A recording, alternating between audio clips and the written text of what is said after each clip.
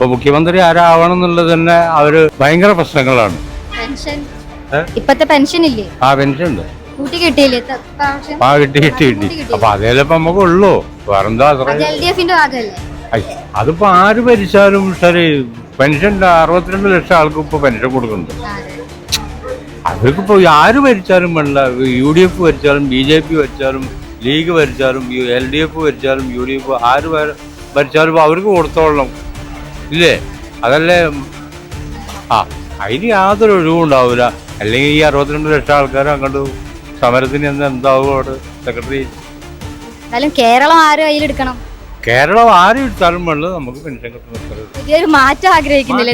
മാറ്റം ആവശ്യമാണ്. UDF വരട്ടെ. 10 കൊല്ലമായാലും ഇപ്പൊ ഇവര് ഭരിക്കുന്നത്, മറ്റവരും നോക്കട്ടെ. അങ്ങനെ അവരിപ്പോ എല്ലാ സർവേയിലും അവര് വിജയിച്ചിരിക്കുകയാണ് UDF അല്ലേ?